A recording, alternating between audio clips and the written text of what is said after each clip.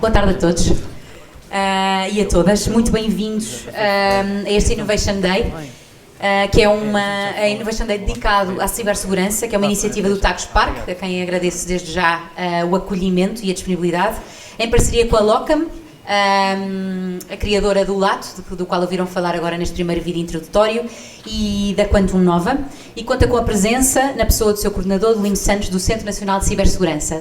Hoje vamos estar aqui a discutir temas, tendências, questões e dúvidas, obviamente, ligadas à cibersegurança das vossas empresas, das entidades que representam.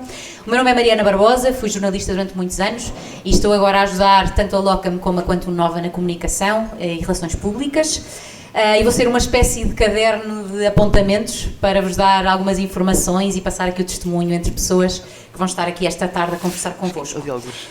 Mas para vos dar as boas-vindas formais, chamo este palco Eduardo Correia, CEO do Tagus Park, o maior centro de ciência e tecnologia do país e dono deste rooftop, com uma vista extraordinária, mas que hoje o São Pedro tratou de não possibilitar que espreitemos o mar com a clarividência que deveríamos. Eduardo, bem-vindo. Olá.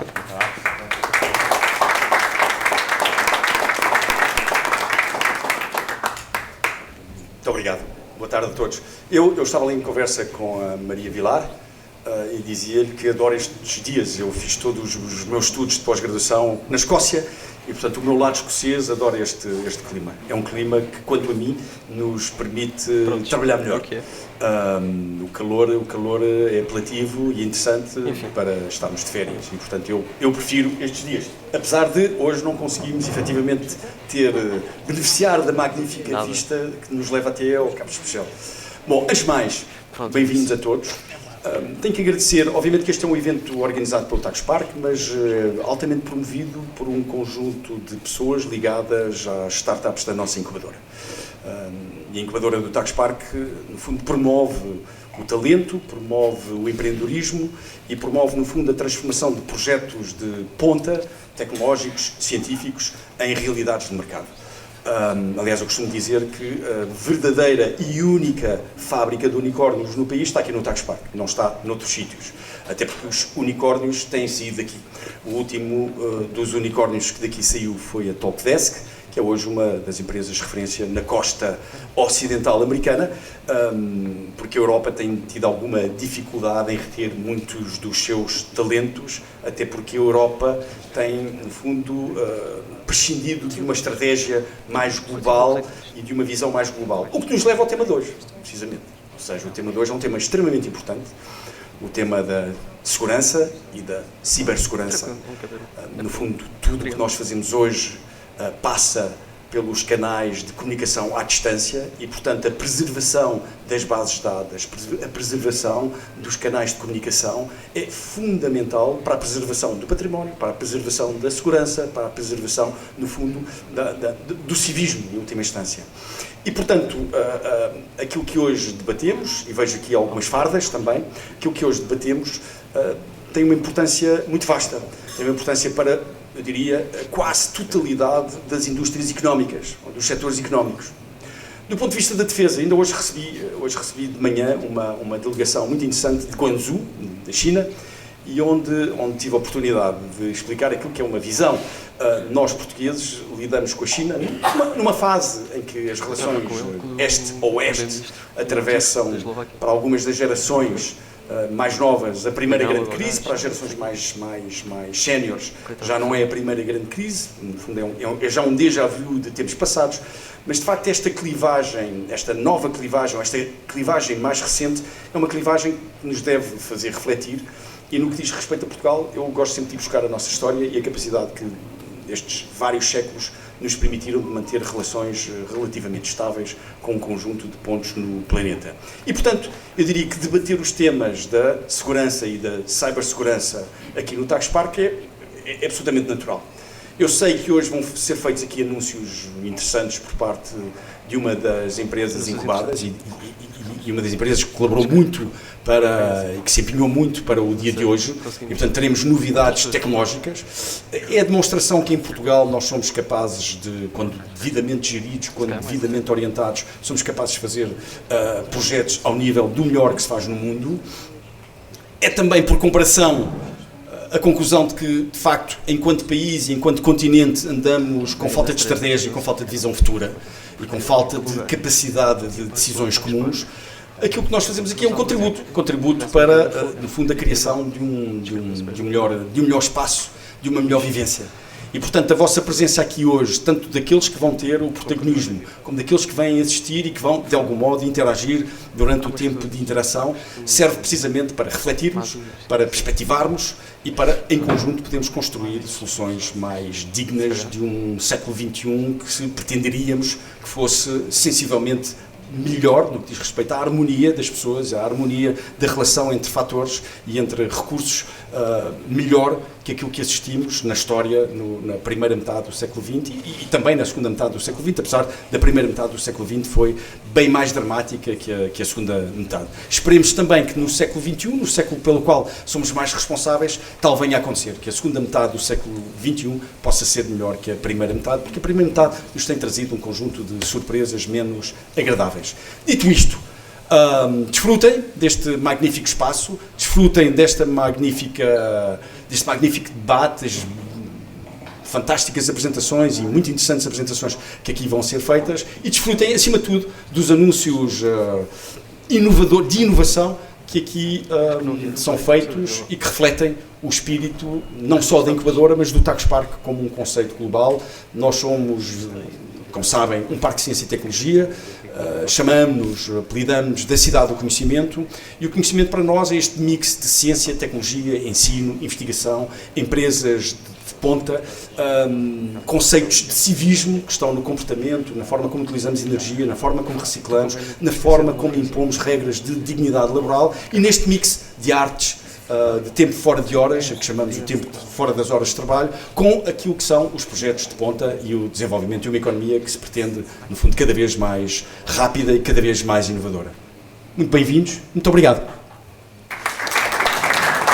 E voltem sempre, aqueles que não nos frequentam diariamente, voltem sempre, está bem? São sempre muito bem-vindos. Usem-na como a vossa casa, o Tagus Park. Muito obrigado.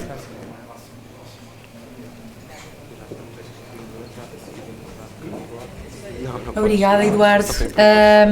Como antecipei há pouco, hoje contamos com a presença de Lino Santos, coordenador do Centro Nacional de Cibersegurança e membro nomeado do Conselho de Administração da ENISA, a Agência Europeia para a Cibersegurança, e eu conto com a presença dele aqui para nos lançar os primeiros dados de debate, para depois ouvirmos falar das soluções em pormenor e podermos depois discuti-las e tirar as nossas dúvidas.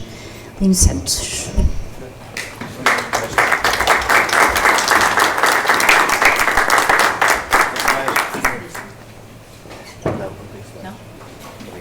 Não sei se conseguem ouvir. Está a funcionar? Está, ótimo. Antes de mais, boa tarde a todos. E agradecer o convite para estar aqui presente. Eu tenho a parte mais fácil deste fim de tarde, que é levantar problemas, não é? Portanto, as soluções vêm depois.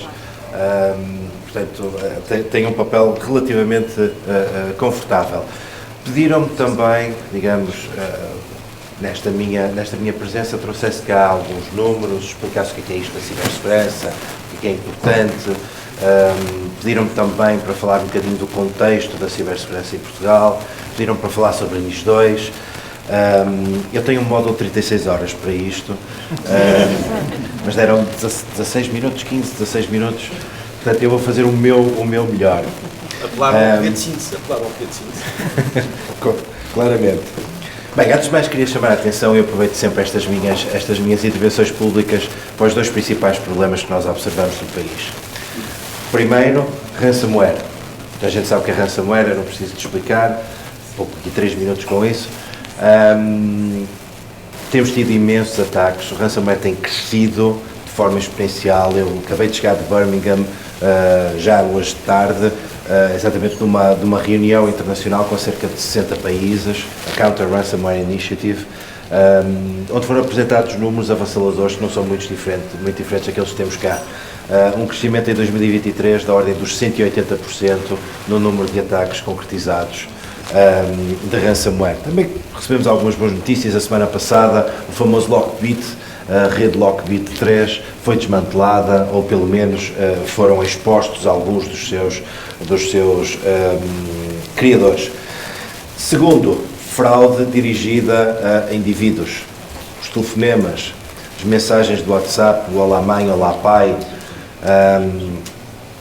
e o CEO Fraud. Também temos visto um crescimento, os primeiros meses deste ano viram um grande crescimento de ataques bem-sucedidos de CEO Fraud. Presumo também sabem o que é, portanto, alguém pede para alterar a conta bancária de um determinado fornecedor e essa alteração dita tudo o resto. Transferências. Exatamente. Quando e quando? Portanto, há aqui de facto, e já falamos aqui em resiliência hoje, há aqui de facto que introduzir alguns processos que tragam resiliência também, ou melhor, melhorar os processos no sentido de trazer resiliência a estes processos.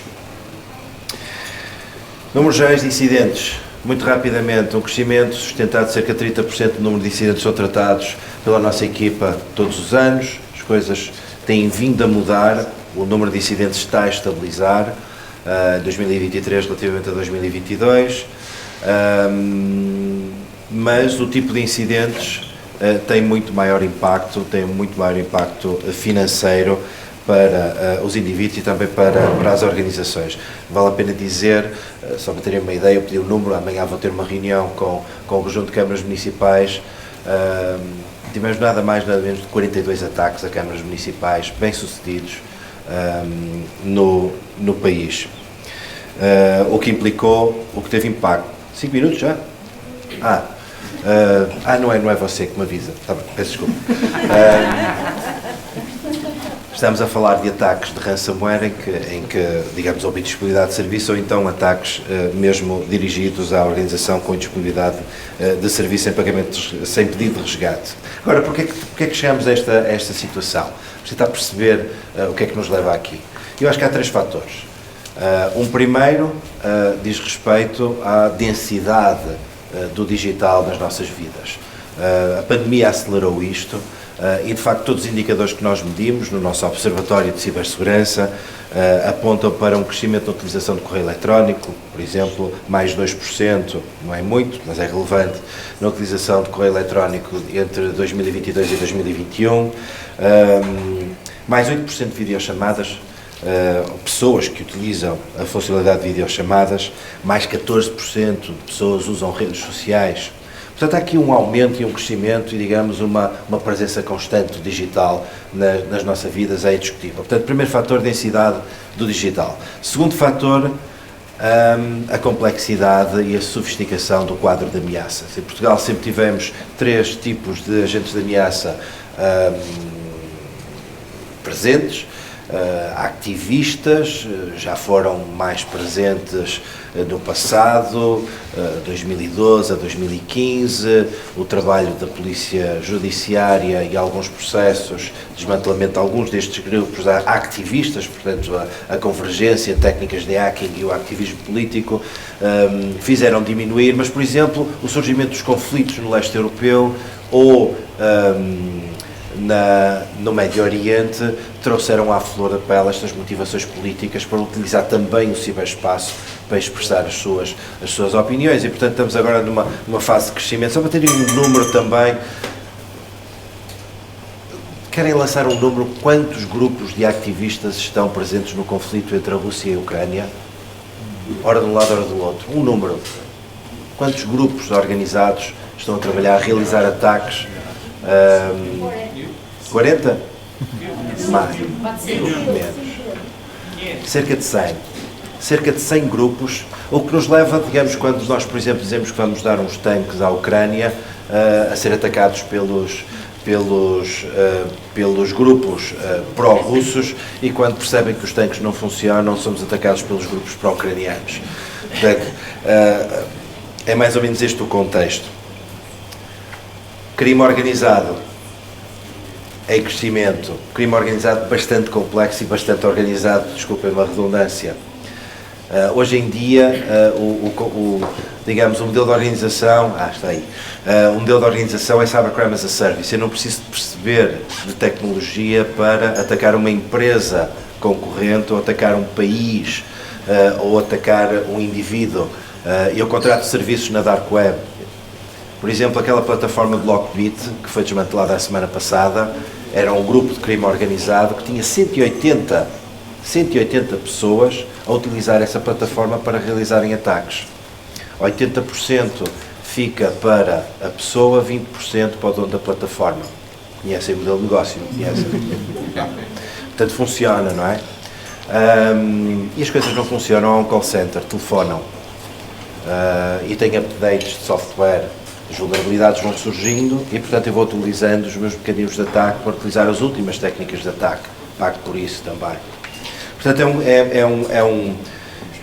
é um negócio altamente estruturado e em crescimento, em franco crescimento, extremamente difícil de combater, porque ainda temos, infelizmente, muitos, aqui não são paraísos fiscais, são aquilo que se chamam portos de abrigo ou safe harbors, ou seja, jurisdições onde é extremamente difícil fazer a investigação criminal, mesmo identificando os indivíduos, como aconteceu agora com o Lockbit. Okay? Finalmente, Estados. Não somos diferentes dos outros e, portanto, também temos aqui Estados adversários a realizar ações de espionagem no nosso país. Portanto, temos estes 3 tipos de agentes de ameaça de forma permanente, mas cada vez de uma forma mais difusa. Devem calcular, um agente estatal não precisa desenvolver ferramentas, vai ao mercado e compra ferramentas para atacar. Portanto, já é difícil perceber onde é que está a fronteira entre o que é crime organizado e o que é um state-sponsored attack. Isto tem a ver com esta diluição e a partilha de ferramentas entre estes diferentes grupos. Este foi o segundo fator. O terceiro, que também leva a este estado de coisas, ao número de incidentes que temos e ao sentimento de insegurança que todos nós temos, tem que ver com a literacia digital de todos nós. Eu sei que estão aqui experts na área, eu sei que aqui ninguém é alvo de ataque, eu sei que aqui ninguém corre riscos, mas não é assim a sociedade. E, portanto, há um grande hiato, se pudéssemos medir qual é que é o nível de tecnologia que é disponibilizado ao cidadão e a capacidade que esse cidadão, no sentido lato, tem para lidar de forma segura com essa tecnologia. Corrigir este hiato é a função da cibersegurança. E esta é a novidade, isto sim é inovação.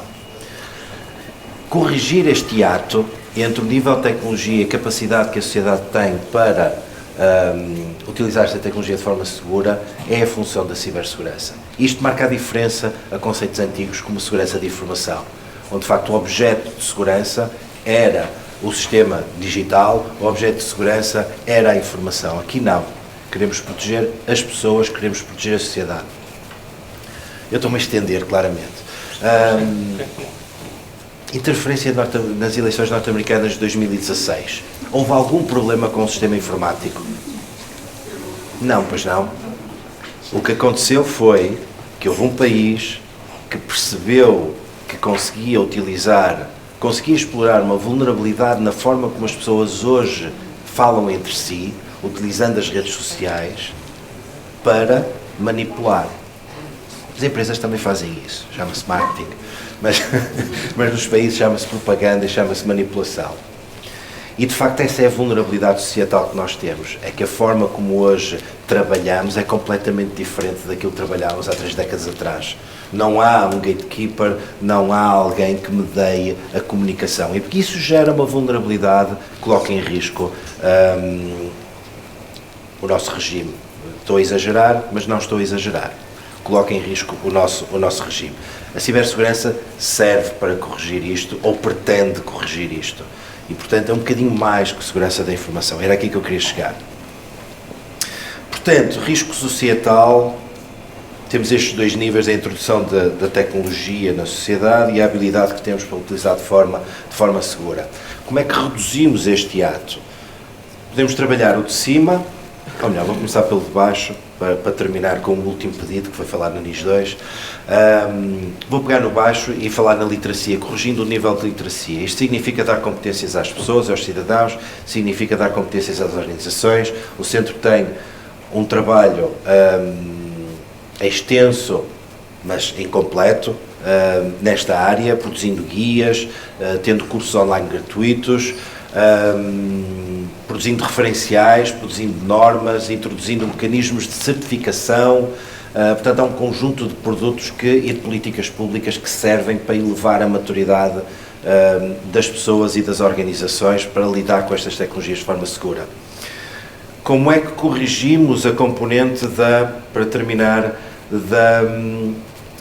do nível de tecnologia que é apresentado à sociedade? Vou dizer uma palavra horrível: regulação. E esta tem sido a abordagem da União Europeia. Bem ou mal, eu concordo com ela, não estamos mais do que a aplicar mecanismos que já conhecemos, por exemplo, da proteção ambiental, não estamos mais do que a aplicar aquilo que é a ética consequencialista de John Stuart Mill, que é não diabolizar a tecnologia, não é isso que está em causa. O que queremos é evitar os impactos negativos que ela possa ter, prevenindo-os. E chama-se isto uma abordagem baseada no risco. Primeira peça de legislação neste sentido foi o Regulamento Geral de Proteção de Dados, que exige que as organizações façam um DPIA, um Data Process Impact Assessment, exatamente para medir se aquele tratamento de dados coloca risco aos próprios dados pessoais. A gente se lembra do Stay Away Covid e ainda se lembra o que foi com os dados pessoais, com aquela aplicação de Stay Away Covid, não é? Vocês não sabem é que a primeira solução basicamente era totalitarista, não é? Dê-me os dados de geolocalização de todos os cidadãos e eu até cercas sanitárias controlo.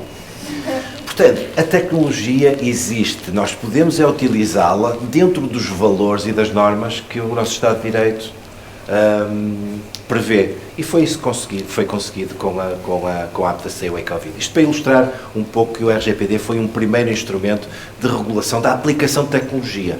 Não é de diabolização da tecnologia, é reduzir os impactos negativos que uma determinada aplicação.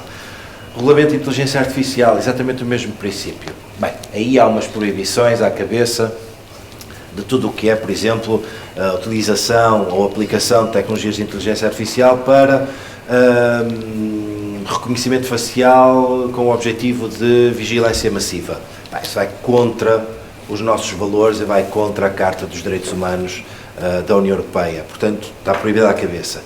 Mas depois num conjunto de aplicações de elevado risco, por exemplo, utilização de dados de saúde, segurança social, algumas coisas que possam levar a impactos muito negativos a grandes franjas da sociedade, é exigida uma avaliação de risco prévia. E essa avaliação de risco prévia, num mecanismo de autorregulação, note-se, a organização é que a deve fazer, digamos, se as coisas correrem mal, alguém vai lá ver se aquilo foi bem feito, estamos a prevenir eventuais impactos negativos. Portanto, é esta a lógica que a União Europeia tem, exatamente para diminuir este hiato entre o nível de tecnologia e a capacidade que nós temos para usar a tecnologia com eficácia. Há quem diga que ainda assim é limitativo, há quem diga que ainda assim vamos ficar atrás dos chineses e dos norte-americanos. Sim, é extremamente difícil nestes 3 blocos encontrar um consenso a 3, mas nesta matéria de IA temos um consenso a 2 e os americanos estão exatamente a utilizar os mesmos tipos de princípios, de uma forma um bocadinho diferente, mas exatamente com os mesmos princípios que a União Europeia introduziu no mecanismo de IA. Terminava com a NIS 2, é uma destas peças de regulação, tem por objetivo elevar o nível de cibersegurança daquilo que são os operadores de serviços essenciais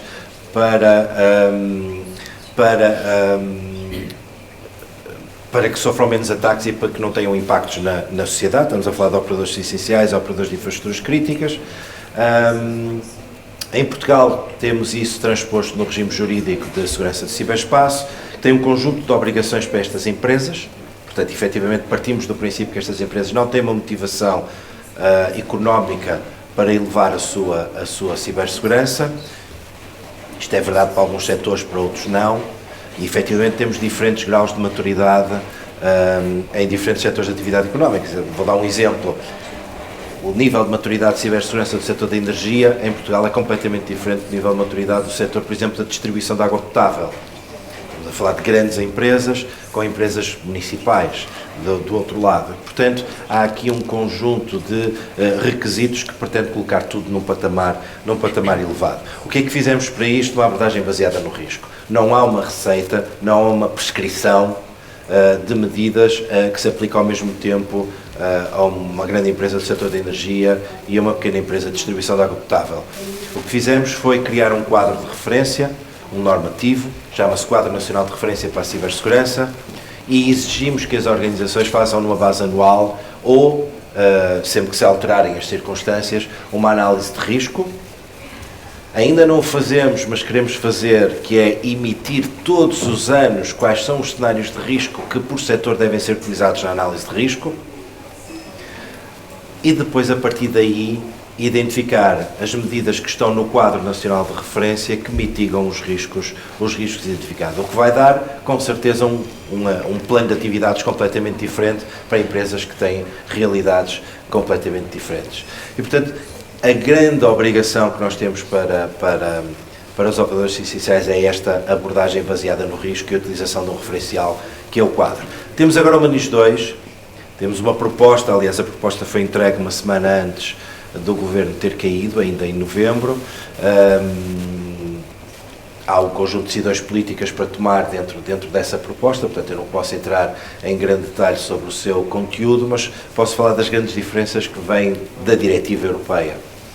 Um alargamento no número de entidades e no número de setores, entre o setor aeroespacial, entre o setor da indústria transformadora, entre o setor das telecomunicações, como empresas reguladas, uma separação, uma harmonização europeia sobre o que é essencial e o que é que não é, baseada no valor de faturação das empresas e no número de funcionários que essas empresas têm. Mantém, aliás, reforça esta abordagem baseada no risco que Portugal já tinha implementado, mas vem introduzir uma outra dimensão que é a gestão de vulnerabilidades, ou seja, tem uma lógica mais preventiva do que reativa. Ou seja, o que nós temos hoje no regime é um conjunto de instrumentos para reação a incidentes. O que nós vamos ter com a transposição da NIS 2 é um conjunto de instrumentos para proteger de eventuais incidentes, fazendo gestão de vulnerabilidades. Depois cria um outro conjunto de instrumentos, como por exemplo gestão de crises, de cibersegurança e instrumentos de articulação internacional que são importantes, mas não há grande diferença relativamente às obrigações que temos hoje no regime jurídico, relativamente àquelas que vamos ter com a transposição da NIS 2. Mais uma vez, abordagem baseada no risco e um quadro de referência.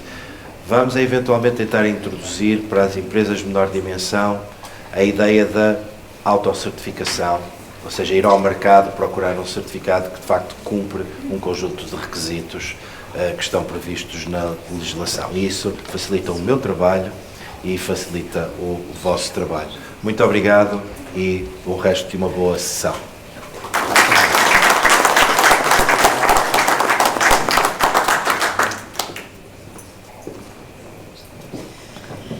Muito bem, obrigada, Lino. E passando um bocadinho de uma abordagem mais macro para uma mais micro, falar-vos aqui de um use case que escolhemos para partilhar convosco. Cobrem uma área de 9 km² e servem mais de 26 mil pessoas, assegurando a sua proteção numa área que contempla 76% de construção urbana e 24% de floresta. É assim, Sr. Comandante? Para nos falar dos desafios deste trabalho de impacto e de como um ciberataque pode influenciar o trabalho de todos os dias, convido a juntar-se a nós o Comandante Paulo Rocha dos Bombeiros Voluntários do Estoril para partilhar a sua experiência.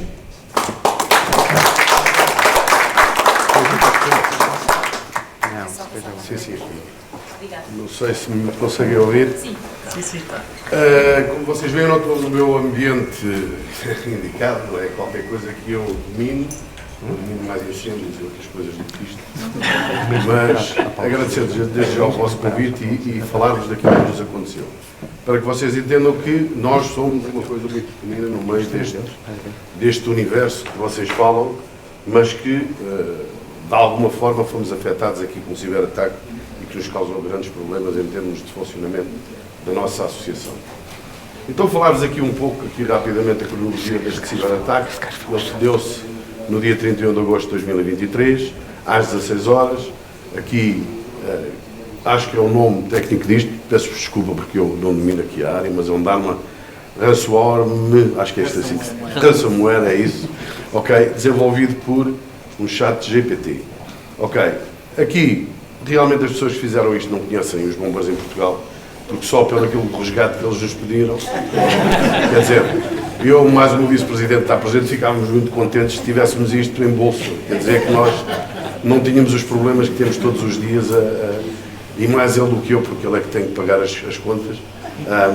o que temos em termos de problemas para arranjar esta verba. Automaticamente, isto ficou logo fora de questão e por alguém que nos tem dado algum apoio durante aqui a nossa... Porque nós estivemos a fazer uma atualização do nosso software, dos nossos equipamentos, e tínhamos alguém que nos dava aqui algum apoio. Ficámos aflitos quando isto aconteceu, falámos com ele e ele ajudou-nos então no resto do processo. Uma hora depois fizemos a comunicação ao Polícia Judiciária do que estava a acontecer. Eles dirigiram-se ao nosso quartel cerca das 23 horas, fizeram a intervenção que tinham que fazer, tiveram a ver tudo aquilo que era necessário. Nós ficámos espantados com aquilo que eles nos disseram na altura, porque nós não temos a noção. É como eu vos digo, se for incêndios, se for acidentes, a gente dá a resposta. Agora nisto ficamos assim um bocado à toa, mas com aquilo que nos disseram ficámos muito preocupados, porque na realidade recolheram-nos toda a informação que tínhamos e a nossa sorte é que, em termos de Corpo de Bombeiros, na parte operacional, a nossa base de dados que nós trabalhamos tem a ver com a autoridade e, como tal, tem aqui qualquer coisa digital que eu não percebo, mas que não foi afetada. Afetou-nos foi toda a documentação e todos os nossos programas que nós utilizamos no nosso Corpo de Bombeiros. Como vocês podem perceber, nós, os Bombeiros do Estoril, a Associação Humanitária dos Bombeiros do Estoril, tem um complexo desportivo. É dos corpos de bombeiros com mais associados no país, com muitos utentes em termos de utilização das nossas instalações em termos de complexo desportivo, e automaticamente tudo isto nos afetou na parte administrativa mais do que na parte operacional. Também um pouco, como vão ver mais à frente, mas a nossa preocupação foi mesmo isto. O registro dos associados, porque na realidade eles tiveram acesso a esta informação que nós temos nas nossas aplicações. O registro dos utentes do complexo desportivo, ok? Isto em termos de informação preocupa-nos, porque todos os dados, eles tiveram acesso a eles. A nível financeiro, reparem, e um pouco para enquadrar aquilo que eu disse há pouco, não estou aqui a pedir nada a ninguém, fiquem descansados. Mas se quiserem contribuir, a gente agradece. Mas todos nós no Corpo de Bombeiros vivemos daquilo que é a nossa cotização e a utilização do nosso complexo esportivo. Pode não parecer muito, mas para nós 10 mil euros de lucro mensal é muito dinheiro. E tudo isto, de alguma forma, nos afetou em termos de funcionamento da associação. No registro das cotas, porque perdemos o controle sobre isto, o regime da faturação inoperacional, aquilo que é a faturação da nossa associação, e em termos operacionais, também aquilo que é os dados que têm a ver com o Corpo de Bombeiros em termos de serviço à população, porque na emergência, em Portugal, não se paga emergência, mas tudo o que são outros tipos de serviços, transporte de doentes não urgentes e outros tipos de serviços, são feitos também através destas aplicações. E isto a nós foi muito complicado porque perdemos todo o controle disto. Reparem o que é 2 ou 3 mil sócios e nós não sabermos, na realidade, quem é que tinha pago cotas, quem é que estava, todas as contas que nós tínhamos, tudo isto, em termos de informação, desapareceu. Depois também daquilo que foi a continuação da prestação de serviços sem possibilidade de faturação. Eu ainda sou do tempo que a gente tinha a caneta na orelha e assinava, fazia o papelinho, mas neste momento tudo isto é feito de forma digital, não é? Quando na realidade tivemos este problema, nós ficámos sem saber o que fazer.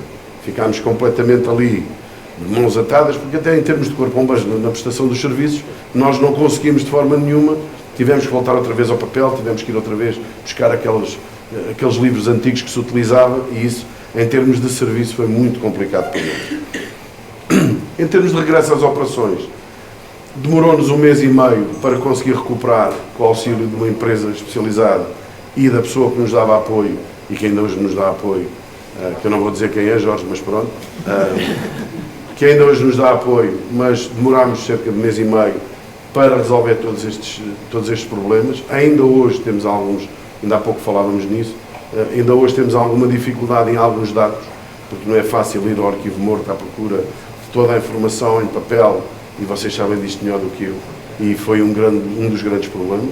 A contratação também de equipas para tentar recuperar tudo o que foi dados em termos de associação, porque dificultou-nos e nós não tínhamos ninguém internamente. Hoje já trabalhamos um pouco nisso, mas não tínhamos ninguém que nos pudesse, de alguma forma, dar ajuda internamente e tivemos que contratar equipas com os custos associados. E desculpem falar sempre nisto, mas é preciso que vocês percebam que para nós é muito difícil mesmo gerir tudo isto, porque, ao contrário do que muita gente pensa, nós somos voluntários mesmo. E depois, adquirir equipamentos informáticos para continuarmos a poder trabalhar, porque alguns deles realmente não tinham já condições para o fazer. E como tal, tudo isto é muito complicado. Em termos de balanço, houve perdas financeiras que não conseguimos apurar os custos, porque para nós foram elevadas, mas ainda hoje não conseguimos saber quais foram o valor delas. Os dados da nossa reputação, porque também não conseguimos apurar quais foram, porque tivemos que informar os sócios um a um, tivemos que pedir desculpa, e na realidade hoje as pessoas preocupam-se muito com os dados pessoais e com razão, e na realidade perdemos aqui muita da nossa reputação, porque éramos uma casa considerada segura e com uma reputação boa, até em termos de utilização do nosso complexo esportivo, e os utentes também não gostaram e perdemos alguns utentes nisto. E os custos de recuperação. Não parece que é muito, são 30 mil euros, cerca de 30 mil euros, mas acreditem que se calhar estes 30 mil euros são muito mais valiosos para nós do que aqueles 5 milhões que alguém podia de resgate. Para que vocês consigam compreender, e rapidamente, porque eu, como vos disse, só vim apresentar aqui aquilo que nos aconteceu. Não percebo, sinceramente, não percebo nada destas coisas. Fiquei a perceber agora um pouco com aquilo que nos aconteceu, mas, na realidade, a nossa preocupação foi isto que vocês veem. O balanço final daquilo que nos aconteceu. Ficarmos ali completamente de mãos atadas, não saber o que fazer. E sou sincero, como toda a gente, eu trabalho com computadores e pensei, isto é um vírus. A gente liga aqui para o Jorge vem cá, mete aqui o antivírus, isto vai-se embora e está resolvido. E quando ele chega e nos diz, não, temos que chamar a Polícia Judiciária, foi quando nós ficámos um pouco a saber realmente que isto não era assim tão simples e tão fácil do que aconteceu. Obrigado pela vossa disponibilidade e, se for preciso alguma coisa, bom beijo do Estoril, estão sempre prontos.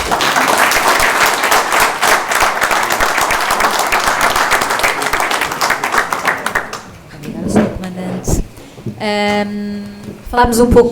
Falámos deste caso em particular e agora vamos discutir as soluções e as opções que temos aqui para endereçar este tipo de desafios, não é?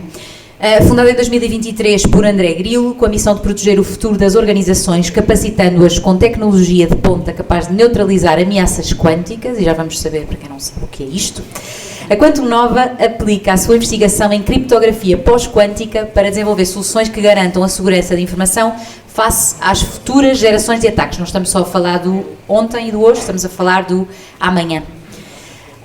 Para nos explicar tudo isto, dei as boas-vindas a André Grilo, fundador e CEO da Quantum Nova. André, palavra é tua. Obrigado pelo papo. Casa cheia. Eu sou o próximo, tá? Peço desculpa. É para trás, ok. Se calhar é mais para a frente. Depois muita tecnologia, mas depois com estas coisas, enfim. Bem, antes de mais, muito obrigado. Eu queria agradecer aqui imenso ao Restaurante Ludovino e ao Tax Park por fazerem este evento possível e proporcionarem-nos estas talks todas, que espero eu que seja bastante ilúcidas para quem não sabe muito de cibersegurança. Enfim, também temos aqui, acabamos de ter uma perspectiva de alguém que se calhar não sabe assim tanto estas ameaças. E pronto, agora tenho um bocadinho contra o que a Mariana disse e contra também o que a Janelina disse. Eu não venho falar também de soluções, também venho falar um bocadinho de problemas. E eu venho... Faltava aqui aquele computador, não sei se conseguem ver, não sei se está, para a pessoa malta que tem assim menos visão, está um computador aqui atrás, que o que está a fazer agora neste momento, e que não está a passar aqui no slide, e está ele. O que ele está a fazer, e se faz favor, para mostrar aqui às pessoas que neste momento toda a gente desta sala está a ser atacada. E não no formato assim hipotético, no formato de talvez eu estou a dizer que vocês literalmente estão a ser atacados agora. Toda a gente aqui tem, vocês tem telemóvel, não é verdade? Toda a gente aqui pode ter os dados ligados, ou se calhar aqueles mais assim atrevidos já se conectaram aqui à rede do restaurante para pouparem aqueles dados móveis, não é? Prontos. A verdade é que todas as vossas...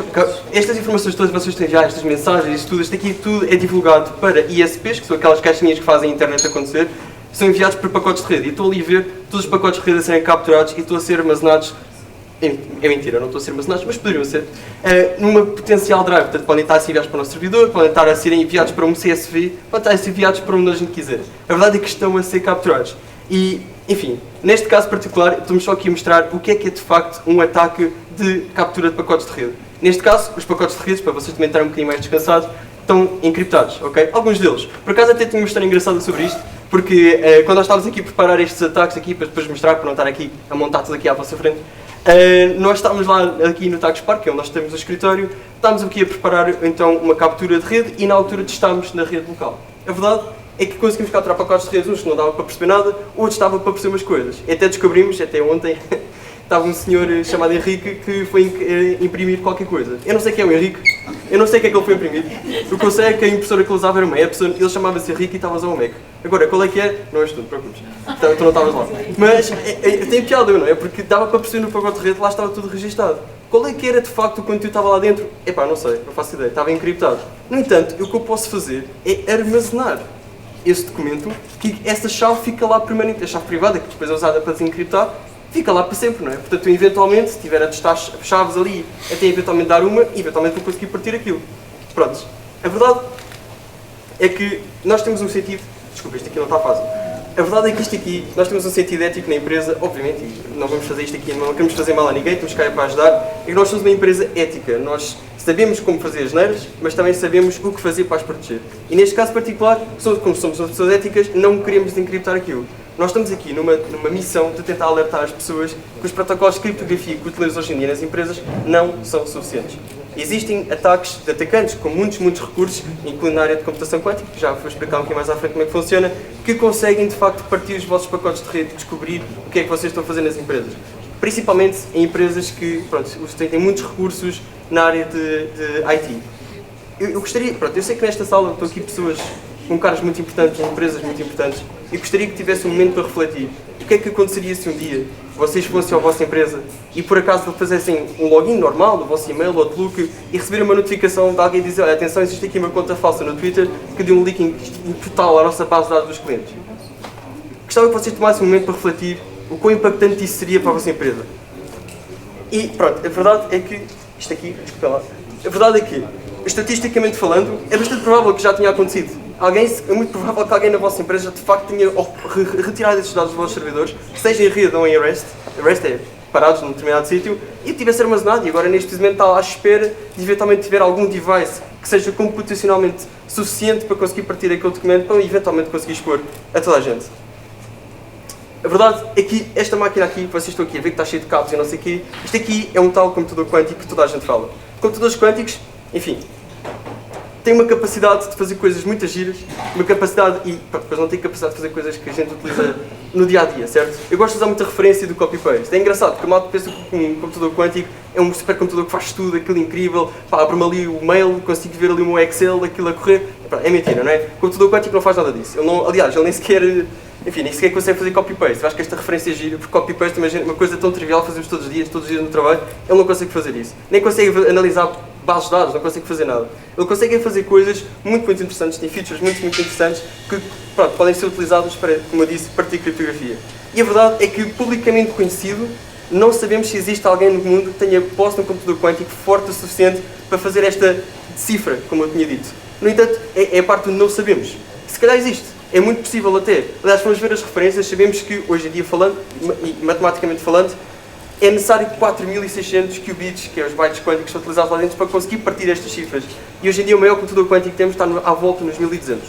1.200 é o publicamente conhecido.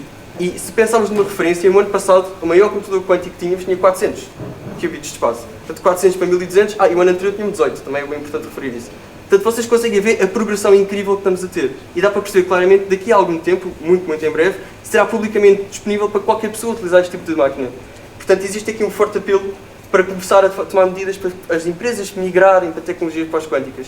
E a verdade é que, como eu tinha dito há pouco, este ataque que estamos aqui a desempenhar, esta captura de pacotes de rede, mesmo que estejam encriptados e esteja a armazenar num determinado servidor, que não vou conseguir fazer nada com eles, outra vez estão encriptados, eventualmente vou conseguir, certo? Daqui a 10, 15 meses, quem sabe, vou conseguir ter um computador quântico forte o suficiente que vai pegar nestes dados todos, cifra tudo, e toda a gente aqui está a agarrar o telefone, a mandar mensagens ou a mandar e-mails, e sei exatamente o que é que vocês andaram a fazer. Sejam os fecheiros que vocês mandaram, sejam tudo o que vocês estão a fazer na rede, eu vou conseguir saber. Eu e, outras pessoas maliciosas.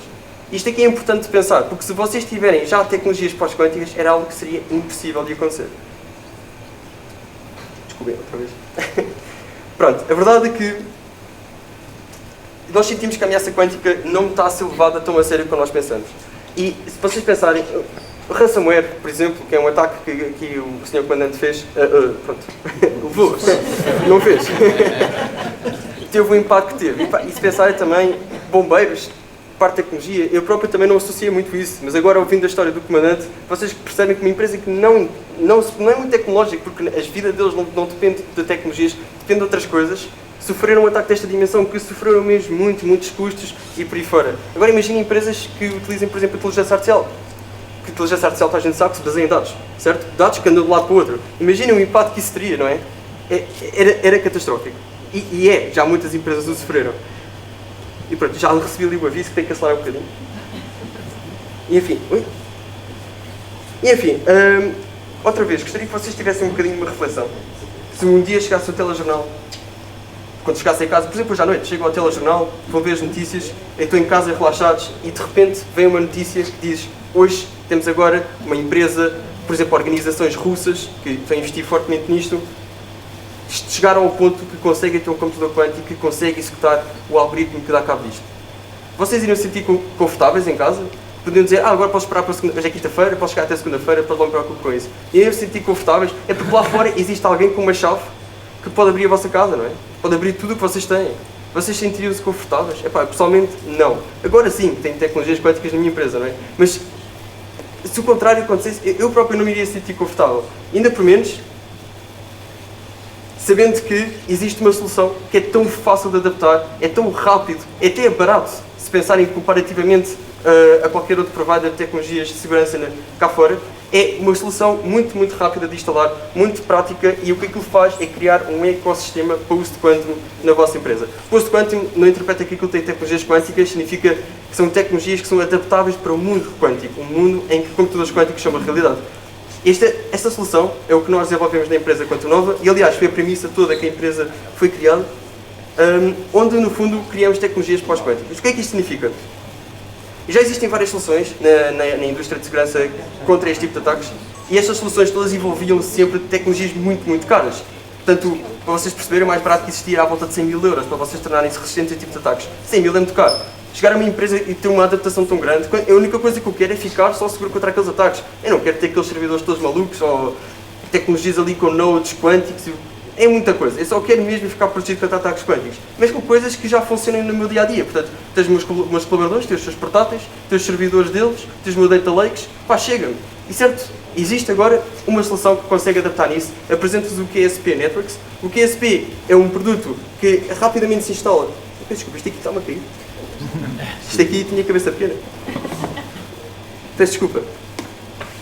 Mas pronto, o QSP... Peço desculpa. Ok, agora já soube muito melhor. Pronto, já podia ter feito isto no início. Pronto, o QSP Networks é uma solução que nós trabalhámos muito e muitas pessoas trabalharam também, e aliás até agradeço muito ao Instituto Superior Técnico pela fortíssima ajuda aqui, e ao CEB mesmo, ao Centro Nacional de Cibersegurança, que também ajudou bastante em vários recursos, que criámos aqui a única solução que existe no mercado que consegue rapidamente tornar qualquer empresa com tecnologias pós-quânticas. Eu percebo que agora está a falar isto aqui tudo, é muito complexo, e a ficar aqui se calhar, como o professor tinha dito, um módulo de 36 horas, este módulo ia ser para aí 2 meses. Portanto, era impossível explicar aqui tudo, e mais fácil se calhar seria mostrar do que só estar a falar da boca por fora. Portanto, a minha ideia aqui é só mostrar a toda a gente aqui qual é que é a ameaça que existe, qual é que é o problema que existe, e para vos convidar para, após o networking, vamos estar ali a fazer uma demonstração do nosso produto, o tal QSP Networks, onde vocês conseguem rapidamente perceber o quão fácil vos é de instalar, quão fácil é de colocar isto nas vossas empresas e quão rápido e fácil e barato conseguem tornar a vossa empresa protegida contra este tipo de ataques. Anunciamos aqui também publicamente que recentemente, já foi há 2 meses, abrimos o Kerova Labs, também em parceria com o Instituto Superior Técnico e outras empresas. Abrimos a terceira empresa quântica de Portugal, Laboratório Quântico de Portugal, onde estamos agora a desenvolver, também em parceria aqui com a empresa que vai falar a seguir, a Locam, estamos a desenvolver produtos com tecnologias de entropia quântica aplicadas a serviços empresariais corporativos normais. Portanto, todas as empresas vão ter um acesso rápido e fácil a tecnologias quânticas para se protegerem. Neste caso particular, vamos estar a desenvolver na área de entropia quântica aplicada a serviços de criptografia. Muitas palavras não perceberam nada, não faz mal, a gente pode explicar depois com mais calma. E pronto, eu termino aqui com um final apelo, peço desculpa, à migração das empresas para tecnologias pós-quânticas. Isto aqui, de facto, é uma preocupação muito grande. Ataques quânticos não é uma coisa que se pode ser levada assim suavemente, ok? Estamos a falar de ataques, por exemplo, ransomware. As empresas, de facto, ficaram sem um serviço, penso que foi à volta de alguns dias, algum tempo, algumas semanas até, e é recuperável, certo? É verdade, perde-se algum dinheiro, mas é recuperável. Ataques quânticos não é este tipo de ataques, ok? Ataques quânticos é vocês perderem as vossas bases de dados inteiras. Está tudo exposto ao mundo. E eu próprio, sendo cliente de várias empresas, por exemplo, quando eu vou ao hospital, sei que os meus dados ficam lá registados, certo? É normal e faz parte e é assim que é suposto acontecer. Mas eu próprio não quero que esse hospital se apanhe leaks de dados, pois a minha informação vai estar toda lá fora. Imaginem o que é que aconteceria se toda a gente agora de repente ficasse em base de dados. Ficasse tudo exposto ao mundo.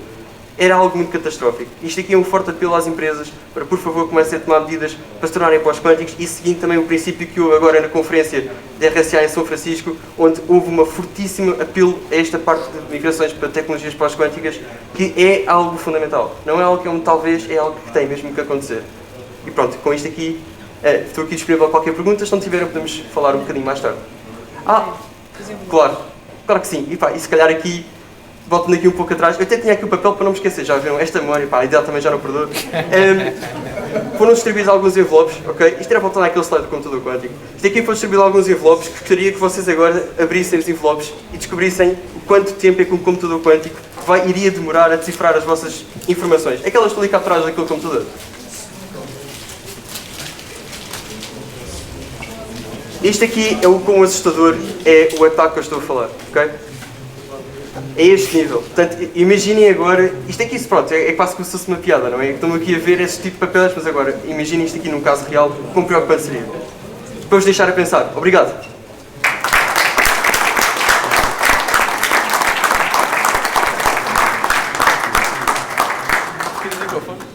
Obrigada, André. E depois desta apresentação da Quantum Nova, convido-vos a conhecer melhor a empresa fundada em 2023, aqui há pouco tempo, por Ricardo Carvalho e Luís Rosa, com o intuito de desenvolver soluções que mitiguem o impacto de um ciberataque. A Locam desenvolve soluções de fácil implementação e gestão. E porquê? Perguntam vocês. Porque acredita que o princípio de que a cibersegurança deve ser acessível a todas as empresas. Para falar desta missão, convido o Ricardo Carvalho, CMO da Locam, a tomar a palavra. Obrigado.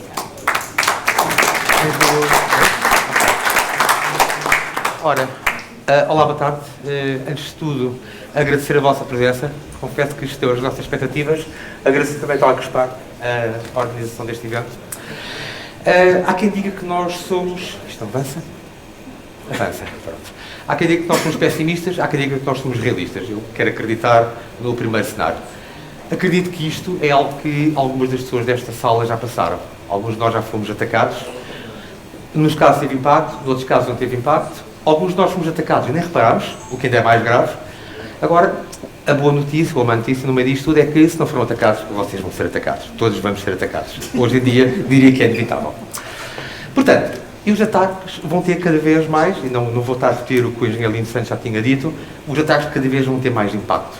Já não se trata só de deitar o meu site abaixo, ou tentar entrar no site e não conseguir, trata-se de roubar dados, encriptar dados, alterar dados, e o impacto sobre as empresas, sobre as pessoas, sobre as organizações vai ser cada vez maior. Tanto que, não vou estar aqui a repetir números que o professor Lino Santos já tinha assinalado, para que vamos passar, mas na realidade o objetivo neste momento já não é tanto estarmos a proteger, a proteção é importante, mas garantir que após um ciberataque nós conseguimos retomar com a máxima brevidade das operações. Porque na realidade a cibersegurança hoje ainda é complexa, é cara, não é acessível a todas as empresas, nem todas conseguem estar protegidas, mas pelo menos vamos tentar garantir que o máximo consiga retomar operações e que o impacto seja mínimo. E essa foi a missão que nós quisemos abraçar na Locam e que levou à criação da Locam há menos de um ano, na prática foi criada no verão do ano passado.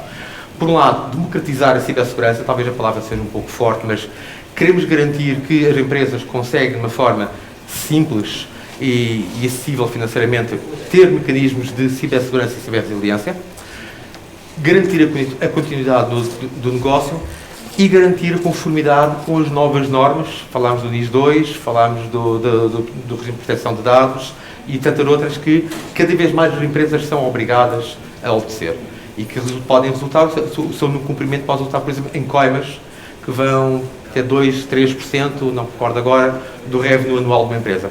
Para algumas empresas isto é muito.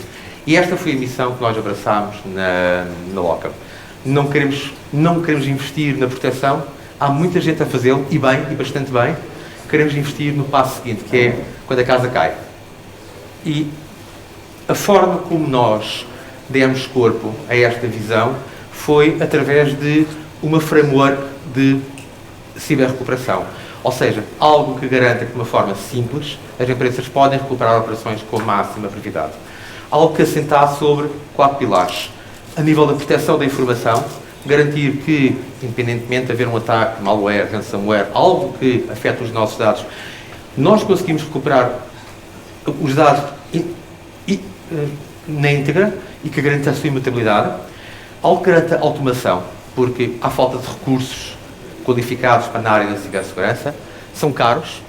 Isto deixou de funcionar, quero eu.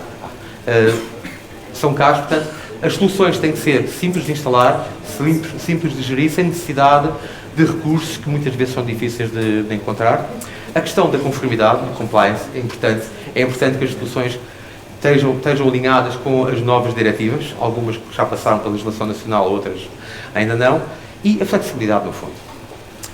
E o LATO, na prática, encontra-se disponível em vários modelos, mais de entrada de gama, mais de gama média. Isto, por exemplo, aqui está, o Henrique acabou de colocar numa mesa, é o nosso modelo de entrada de gama, que protege até 7 teras de informação, perfeita para empresas mais pequenas que tenham pouca informação crítica.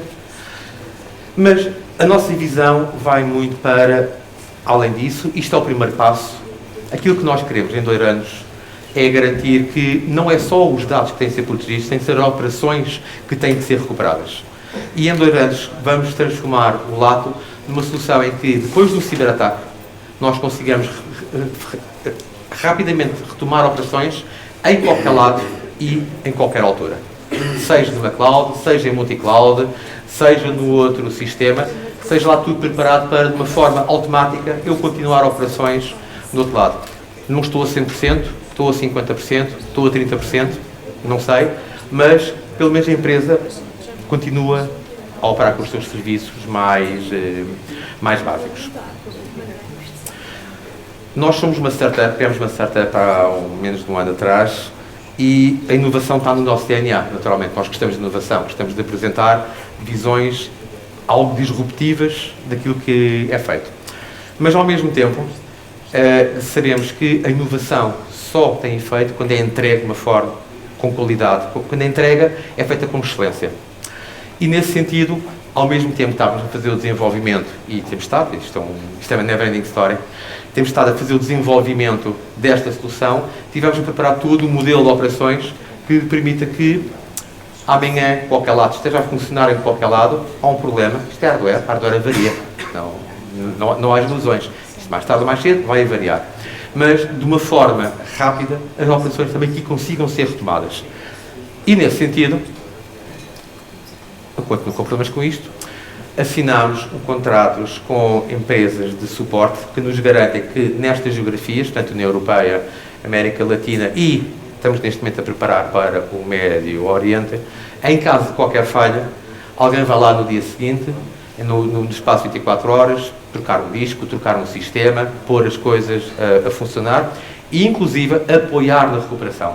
Portanto, esta equipa não só é uma equipa reativa que arranja hardware ou software, mas na prática também vai apoiar uma empresa quando ela for atacada a recuperar o mais rápido possível as suas operações. E da mesma forma, fizemos a mesma coisa para chegar mais rapidamente e melhor a vários mercados. Temos acordos assinados com o Brasil e neste momento a ser trabalhados com Espanha e com o Médio Oriente, com sede no Catar. Ou seja, não se trata só de termos um produto interessante, queremos fazer um bom produto, queremos que ele chegue ao máximo de pessoas, seja bem implementado com qualidade, seja suportado com qualidade. E, antes de me ir embora, só queria aqui dizer uma palavra, que é o que aconteceu aos bombeiros do Estoril e que o comandante Paulo Rocha aqui relatou, faz pensar que realmente nós, a nível de cibersegurança, não estamos a fazer bem o nosso trabalho. Ou seja, continua a haver ataques, continuamos a deixar que hajam ataques. E foi algo que nós, na LOCAM, de certa forma, nos tocou, porque realmente os bombeiros não deviam ser atacados, não deviam parar por causa das suas operações. Nós falámos com o comandante Paulo Rocha e tomámos a liberdade de oferecer aos bombeiros do Estoril um sistema Latum e Series, desde que aqui está, com uma subscrição perpétua. Já estamos a prepará-lo e em junho contamos entregar. Muito obrigado.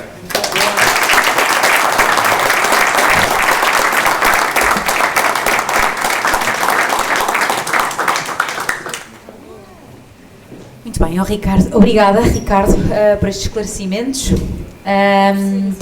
E antes de darmos início ao painel de debate, que vai ser um debate breve, mas falando sobre alguns temas daqueles que foram aqui referidos, gostava de apresentar o nosso próximo convidado. Fundada em 2012, a Portugal Ventures é um fundo de capital de risco do Estado, criado para impulsionar o ecossistema português. Dê as boas-vindas, por favor, a João Pereira, diretor de investimento da Portugal Ventures.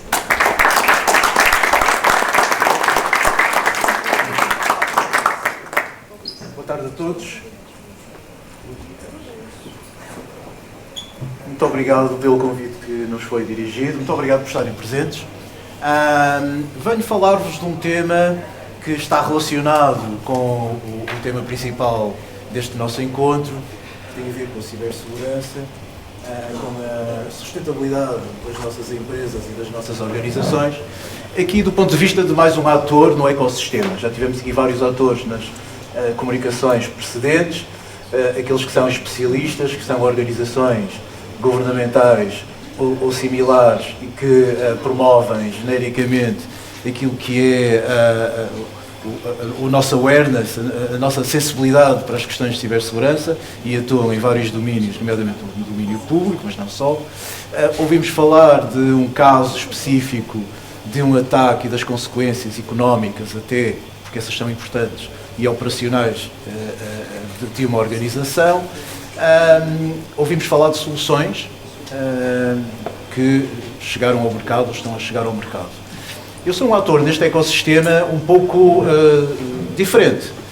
Aquilo que nós estamos a fazer é acrescentar valor ao ecossistema empreendedor, também ligado à cibersegurança, fazendo o quê? Promovendo o acesso a capital, a financiamento, às startups que necessitam desse capital para desenvolverem os seus produtos, desenvolverem a sua tecnologia e levarem as suas soluções para o mercado e expandirem as suas operações globalmente. A nossa aspiração, enquanto fundo de capital de risco, é nitidamente que as empresas que são investidas sejam campeãs mundiais. E para ser campeão mundial, provavelmente, temos que providenciar meios financeiros e conhecimento e rede para que essas empresas consigam alcançar esse objetivo. A Portugal Ventures em particular, investe em startups na fase muito inicial. Este ecossistema é um ecossistema de investidores, um ecossistema de investimento, o que significa que para as várias fases de desenvolvimento das empresas, vocês vão encontrar de certeza no mercado empresas, fundos de capital de risco, que investem em diferentes, vamos chamar, estágios. Este fundo em particular investe no arranque, na preparação do arranque, portanto muito cedo, mas há fundos que investem, obviamente, com outro tipo de abordagem em empresas, projetos que já estão no mercado e que na verdade estão em fase de expansão, estão em fase de consolidação internacional. A Portugal Ventures nasceu, como foi referido, em 2012, desde então acumula já mais de 200 empresas investidas, fez mais de 200 milhões de euros de investimento, o que vos dá também a confirmação daquilo que o fundo faz, que é investir pequenos montantes. O pequeno montante aqui em média já viram que anda na casa de 1 milhão de euros. Nós somos investidores muito abertos do ponto de vista da tipologia de atividades onde temos presença e, por isso, desde a biotecnologia, a cibersegurança, vão encontrar, de certeza, algum eco naquilo que a Portugal Ventures faz.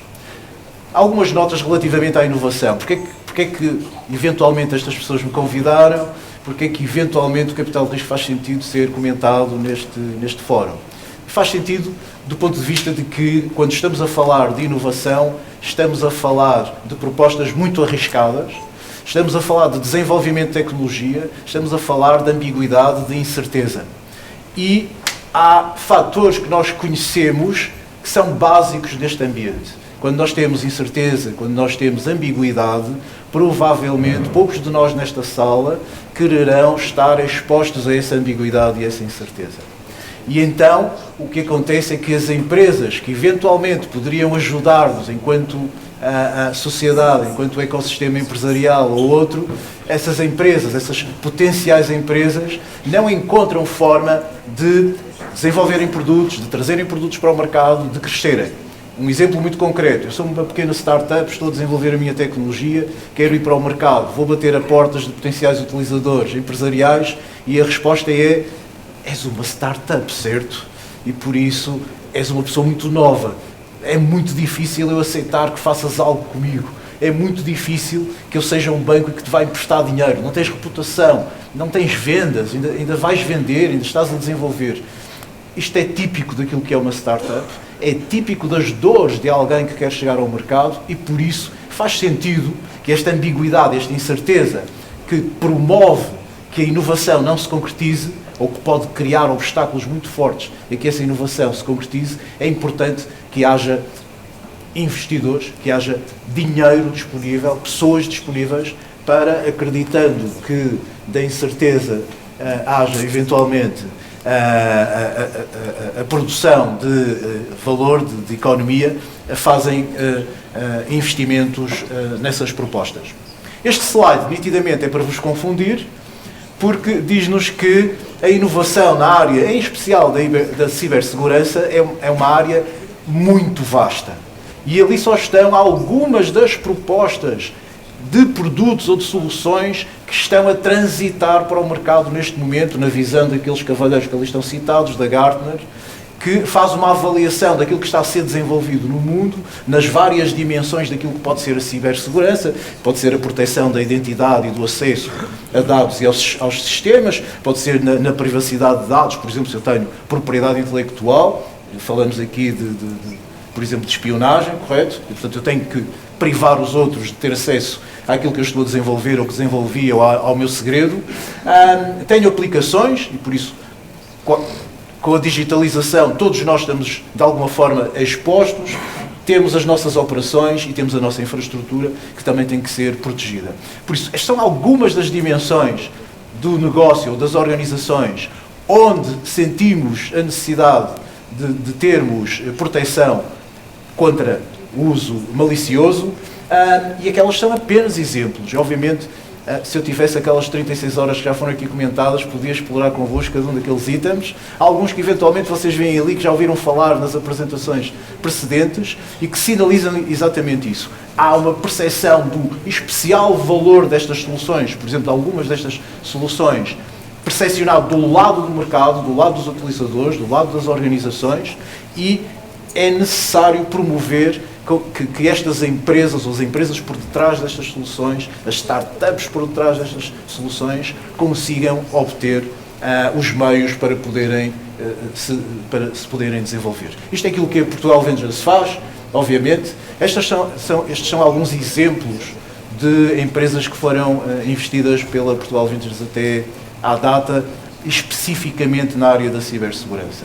E por isso vocês podem encontrar ali a Anubis Networks, provavelmente o nosso investimento mais histórico, e que nasceu nos primórdios da digitalização, do uso de ferramentas digitais, e que promovia aquilo que era a proteção básica anti-vírus no e-mail e anti-spam no e-mail. E, entretanto, essa empresa desenvolveu uma outra tecnologia era reconhecida por essa, lançou produtos nessa área e lançou outras tecnologias, e uma delas era tão relevante quanto isto, conseguia saber em tempo real a ocorrência de ataques localizada, exatamente em que servidor, que tipo de ataque. E foi com base nessa tecnologia que obteve um primeiro grande cliente que se chamava BitSight, que por acaso está ali. A BitSight é um serviço de rating de cibersegurança. A cibersegurança é tão importante, foi aqui comentada, e ela é tão importante quanto isto. As grandes empresas, as pequenas empresas, vão necessariamente, já aqui comentamos algumas obrigações e que vão continuar a aumentar, mas as grandes empresas já começaram a ter que o fazer, a começar pelas empresas cotadas em bolsa, para além do risco financeiro, têm que nitidamente reportar o risco de cibersegurança. Porquê? Porque se eu for um banco, se eu for um supermercado, se eu for uma rede hospitalar, provavelmente se sofrer ciberataques em várias dimensões, eu posso ficar em risco do meu próprio negócio. O negócio pode não ter continuidade. Isto significa que, se eu quiser continuar a obter financiamento no mercado, e estamos a falar, por exemplo, de ir à bolsa levantar dinheiro, se eu quiser continuar a ser CEO da empresa, e aí já estamos a falar da gestão da empresa, provavelmente, até para me relacionar com outras organizações, eu tenho que mostrar qual é o meu rating de cibersegurança. Isto é, estou a proteger os meus sistemas, quais são os sistemas que eu uso para recuperação, etc, etc. Por isso, a BitSight nasceu, não é uma empresa portuguesa, nasceu do outro lado do Atlântico, mas foi a primeira cliente para esta tecnologia que foi desenvolvida pela Anubis, e foi tão importante que a BitSight acabou por comprar a Anubis. A FIDE é uma outra empresa de cibersegurança que foi comprada já agora pela Barracuda Networks, provavelmente diz alguma coisa a alguns dos presentes na área, uma grande multinacional americana na área da cibersegurança. A JScrambler e a Probably são apostas mais relativamente às recentes, têm 5 ou 6 anos na carteira, estão a trabalhar áreas muito específicas da cibersegurança. No caso da JScrambler, um tópico que até março do próximo ano vai ser um correr, que é como é que nós conseguimos estar a cumprir com as regras de proteção de dados nas transações financeiras, e portanto é relevantíssimo para todas as empresas e organizações que fazem transações com clientes online, e a JScrambler tem uma solução para isso, e a Probably que faz testes nas APIs, nas aplicações web, para testar onde é que há vulnerabilidades. Nas outras dimensões, o OLID e a sardinha especial que ali está, são os mais recentes investimentos de carteira da Portugal Vendas nesta área da cibersegurança e estão no mundo Web3. E basicamente era isto que eu tinha para comunicar convosco, e fico ao vosso dispor em qualquer questão que eventualmente me queiram colocar depois de terminado o evento. Muito obrigado.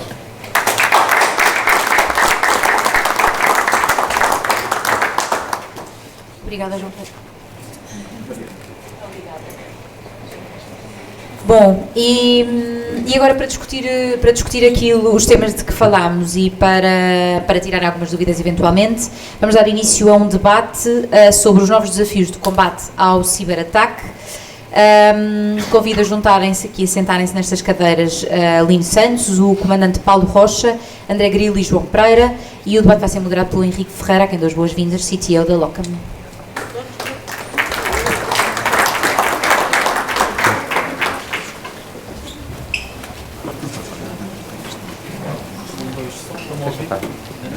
Já estão a ouvir. Bem, antes de mais, boa tarde a todos. É um gosto, é um prazer ver esta casa cheia. Portanto, como foi dito, o meu nome é Henrique Ferreira, sou o CTO da Locam, e hoje vamos ter aqui um painel vasto aqui com diferentes perfis, mas cumprimentar o painel, desde o André, o comandante Paulo Rocha, o engenheiro Lino Santos, o Dr. João Pereira. Eu queria primeiro começar com um tema que eu fiquei particularmente preocupado. É que eu fui apanhado a imprimir. Eu não sei se fui apanhado em algo mais, mas estão aqui pessoas de Tagus Spark que me confirmam que há vários Henriques Ferreiras com Macos na incubadora. As pessoas estão ali a fazer, pronto, confirmaram, por isso eu posso apresentar meia dúzia deles, se não sei alguma coisa, mas pronto. Mas adiante. Eu tenho aqui algumas questões que depois, obviamente, nós vamos fazendo aqui, adaptando um bocadinho aqui a cada perfil, obviamente. E eu, se calhar, ia começar, começava aqui pelo André, já que vou caminhando, em que basicamente uma pergunta muito que nós temos visto aqui uma evolução tecnologias de cibersegurança, mas andamos sempre aqui par e passo entre a questão das tecnologias e a questão das ameaças, não é? E o comandante apresentou aqui um caso onde nós vemos um ransomware que foi desenvolvido através da inteligência artificial, ou seja, algo que foi utilizado por ao nosso dispor, não é? Para ajudar-nos, inclusive em termos de trabalho, mas a utilização dessas tecnologias também para o ataque. E a primeira questão que eu lançava é que até que ponto as nossas organizações hoje em dia estão preparadas, estão consciencializadas para este panorama da cibersegurança e este tipo de ameaças crescentes. André, começava então por ti, na tua visão da Q9, nas conversas que tens com os clientes, parceiros do dia-a-dia, em que ponto é que tu vês as organizações à data de hoje? Sim, uma fantástica pergunta, não sei se consegue ouvir. Boa. Sim, uma fantástica pergunta, de facto, assim, eu trabalho numa empresa de tecnologias um pouco avançadas, mas tenho um background em trabalhar com outras empresas que, mesmo tendo num patamar muito grande, que trabalhei em grandes empresas, também em cibersegurança, eu sinto que as tecnologias adotadas, se calhar, não eram assim tão avançadas como pensamos. Eu agora estou a resolver problemas na áreas de tecnologias pós-quânticas, no mundo de tecnologia já muito avançada, mas de facto eu sinto que existem várias organizações que de facto ainda não têm tecnologias clássicas, tradicionais e que são fundamentais estarem resolvidas neste momento já de facto maturadas. Isto, a meu ver, é preocupante. De facto, eu sinto que adotar estas tecnologias parece ser fácil. Adotar estas tecnologias, por exemplo, falaste na área de ransomware, em tecnologias de inteligência artificial. Pronto, de facto, este caso particular que estamos a falar, o Dharma ransomware, um ransomware muito conhecido, que de facto foi o ChatGPT que o criou, que outra vez, computadores são muito giros e fazem coisas muito incríveis, mas eles têm um problema, não é? Eles fazem exatamente aquilo que lhes são pedido. Isso é bom e mau, não é? Portanto, é bom para o bem e para o mau. Isso é que a pessoa usa para coisas boas, faz coisas boas, faz para coisas más, obviamente vai fazer coisas más. E neste caso particular, responder, ter uma resposta, uma solução para tecnologias de ransomware, de facto não é assim tão fácil. Para empresas, principalmente para empresas grandes, é muito complicado ter um serviço que consiga abranger tanta área, né? Tantos servidores, tantos colaboradores. E colaboradores, então, para começar por aí é muito complicado. Então a gente sabe que, aliás, na primeira aula de qualquer curso de cibersegurança, é que a maior vulnerabilidade de qualquer empresa é o próprio colaborador, não é? A maior vulnerabilidade é sempre essa. Portanto, abranger esses colaboradores todos às vezes é difícil. Mas falando também, enfim, tipo, empresas mais pequenas, é mesmo por outro lado, não é? Portanto, se calhar o alvo não é assim tão grande, porque, ok, se vamos atacar uma empresa muito grande, é porque já tem muitos recursos e muito dinheiro, então o que se pode ser ali até pode ser interessante para o atacante, claro, mas do ponto de vista do atacante, uma empresa pequena não tem recursos para investir em cibersegurança, não é? Portanto, aquilo acaba por ser mais um alvo, e peço desculpa agora a informalidade, é quase como apropriado, não é? Portanto, não estão a fazer algo para ganhar alguma coisa, mas é mais no âmbito de fazer algo porque tem piada, fazer mal porque tem piada. Portanto, estas adoções, e já agora parabéns à Locam por oferecer o serviço aos bombeiros, acho que é algo muito, muito interessante, porque de facto toda a gente merece ter estas soluções de cibersegurança, porque toda a gente tem que estar protegida neste mundo digital. É a minha opinião, e sim. Obrigado, André. Obrigado. Eu agora passando aqui ao comandante Paulo Rocha, eu ia aqui simplificar um bocadinho, que é... É melhor. Depois do que vos aconteceu, do ponto de vista do ponto é que estão hoje, há muito aquele ditado português, que é a casa roubada, trancas à porta, não é? Sim. Como é que vocês se sentem depois disto tudo? É preciso enquadrar aqui um pouco aquilo que nos aconteceu. Sim. Nós tínhamos uma rede informática muito antiga, muito velha, fora do contexto, e há um investimento que é feito para renovar esta rede. E é aqui que nos acontece este ataque. Esse processo. Pronto. Após o ataque, e volto a referir, com a ajuda de alguém que estava já dentro da nossa casa, o Jorge, começámos a atualizar aqui tudo o que é a segurança dentro das nossas instalações, do nosso serviço, contratando uma empresa especializada também, porque na realidade nós não tínhamos forma de o fazer se não fosse assim. Claro. E começámos de alguma forma também a ensinar, entre aspas, desculpa-me a expressão, os nossos funcionários e as pessoas que trabalham com a informática dentro da nossa unidade e das nossas instalações para que não cometam alguns erros como aquele que aconteceu, porque ele entrou por uma utilização de um funcionário nosso, claro que sem intenção, claro, mas para que rapidamente a gente consiga ter algum nível de segurança que não permita que isto volte a acontecer. Pelo que eu já percebi, vai voltar a acontecer. Pronto, espero que não seja com a intensidade que foi este, mas que estamos muito mais preparados, espero eu, muito mais preparados para aquilo que irá acontecer no futuro, porque na realidade não estávamos minimamente preparados para isso. Muito bem, obrigado, comandante. Eu passando aqui ao engenheiro Lindo Santos, já acabou por abordar, eu particularmente reti aquelas palavras de estar a normalizar a questão dos ataques, mas eles estarem a ter que, se calhar, normalizam, mas têm um maior impacto, pelo que eu percebi. Uma vez que o Centro Nacional de Cibersegurança é aqui um chapéu, tem uma visibilidade grande, daquilo supostamente abrangente, chamando-lhe assim, daquilo que são as diversas situações e que vão sendo reportadas, e que espero que seja a maioria, dentro do possível, obviamente. Em termos de evolução, como é que vem realmente esta preparação? Vê que nós andamos sempre aqui, demos este exemplo de um ransomware criado a partir de uma tecnologia nova, chamando-lhe assim, como um LLM, um ChatGPT, mas até que ponto vocês vão vendo isso? Vão vendo realmente que as empresas, apesar dos impactos serem fortes, veem que da mesma forma as empresas estão a conseguir acompanhar no sentido de se precaverem, de se protegerem de alguma forma? Até que ponto este balanço é feito ou está à data de hoje no nosso país? Mais 36 horas. Se calhar alguns dados para começar. Nós temos um observatório de cibersegurança que tenta, não inventando, portanto, não fazemos grandes inquéritos, nem utilizamos indicadores que conseguimos, que já são recolhidos pelo Eurostat, indicadores que já são recolhidos pelo INEP em Portugal, ou, por exemplo, pela área da ciência, que nos ajudam a medir, por exemplo, percepções de segurança, sensibilidade para o tema, para além dos ataques, porque os ataques são notificações, a PJ tem os seus números, nós temos os nossos, o Ministério Público tem os deles, e aliás, todos eles contribuem para o relatório anual de segurança interna. Eu posso dizer que, do ponto de vista da sensibilidade para o tema, tem havido um crescimento muito forte, ou seja, ao contrário de há 6 anos atrás, quando eu entrei para este cargo, não há ninguém que não saiba o que é um ciberataque e que não tenha a noção de que mais tarde ou mais cedo vai ser atacado.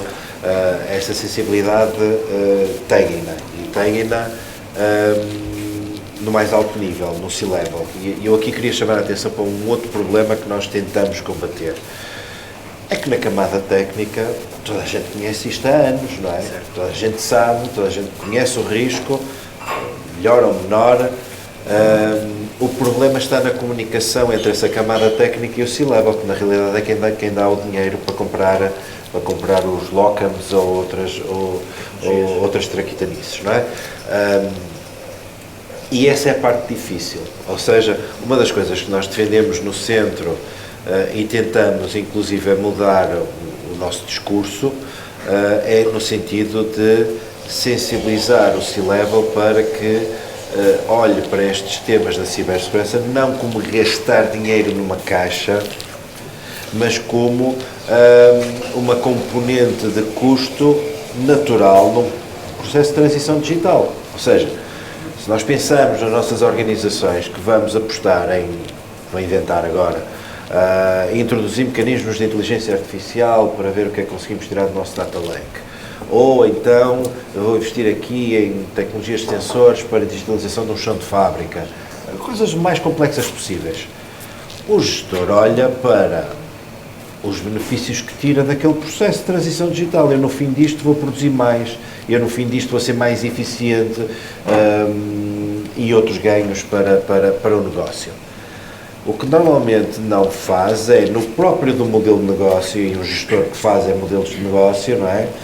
Business plans, é introduzir, é saber que se eu vou digitalizar uma chão de fábrica, eu vou incorrer num aumento da minha superfície de ataque e, portanto, tenho uma maior probabilidade de ser alvo de um qualquer cenário de risco.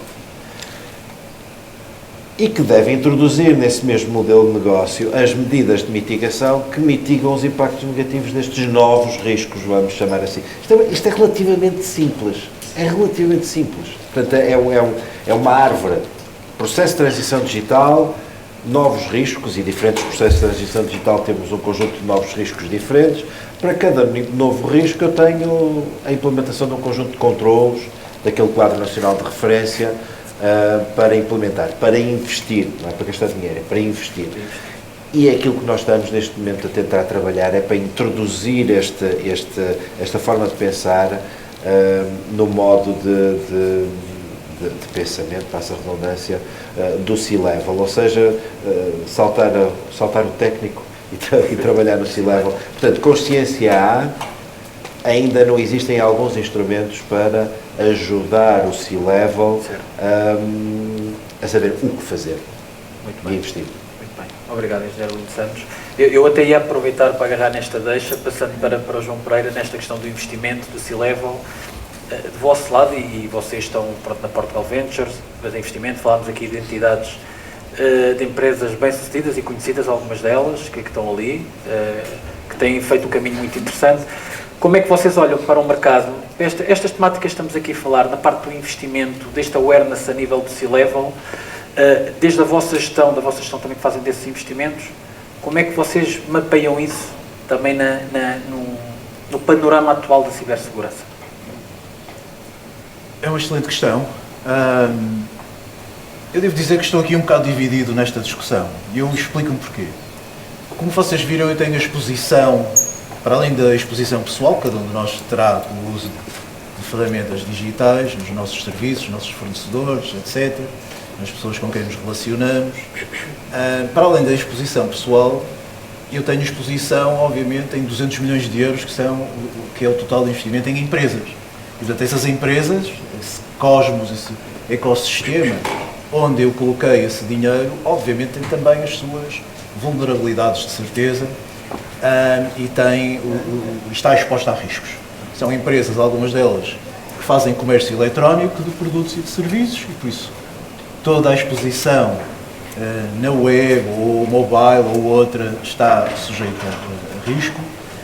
Têm clientes, têm bases de dados, têm sistemas internos, enfim, há todo este mundo que as empresas, que eu também sinto por interposta pessoa, diretamente da própria empresa e pessoalmente e neste núcleo de empresas participadas, e aí a nossa, digamos assim, a nossa questão aqui é muito o desafio que nós lançamos para este núcleo de empresas, para este nosso ecossistema. Nós promovemos muitas ações que chamamos de capacitação, é um termo um bocado esquisito, mas capacitação para as nossas participadas, para os C-levels dessas participadas, para as equipas dessas participadas, mas começamos sempre pelo C-level, por aquilo que chamamos os fundadores ou os promotores dos negócios.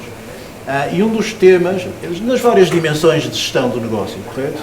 Portanto, pode ser marketing, pode ser gerir processos, pode ser a questão da proteção da propriedade intelectual, mas também no domínio da cibersegurança. E aí fazemos, obviamente, com a consciência do risco que acarreta para nós próprios perder um investimento na nossa carteira que eventualmente foi motivado por uma qualquer atividade maliciosa no âmbito cibernético. Depois, eu devo dizer que a minha parte, onde eu me começo a dividir aqui, é que vocês falaram muito e bem naquilo que é a dimensão do problema, que está associado, obviamente, à nossa cada vez maior exposição à digitalização das nossas vidas, dos nossos negócios, das nossas organizações, a vida pessoal. O que significa que, do ponto de vista do potencial do mercado, para quem faz atividades fora da lei, é interessante, mas para mim também não é pior. E eu vou-me explicar muito rapidamente. Não é pior porquê? Porque o facto de estarmos aqui, de falarmos da importância de nos protegermos face a esta cada vez maior exposição ao risco de negócio, ao risco financeiro, a outros riscos, até reputacionais, de estarmos sujeitos a ataques no âmbito de cibersegurança, significa também que existem oportunidades para prestar serviços e para desenvolver produtos, para desenvolver tecnologias, exatamente para fazer chegar ao mercado, isto é, todos nós, soluções que nos protejam, que evitem, que mitiguem, que alterem a forma como os ataques são feitos, que eventualmente nos ajudem a recuperar, falamos disso, que nos ajudem eventualmente a restabelecer rapidamente ou não suspender as nossas operações, etc, etc. Não perdermos a nossa memória, até quer empresarial, quer pessoal, porque ela é digital. Hoje em dia as nossas memórias, até da família, são digitais, têm uma componente digital muito forte. E por isso, eu divido-me aí no sentido em que há um problema que eu trabalho com as empresas, e aí estou alinhado com todos vocês.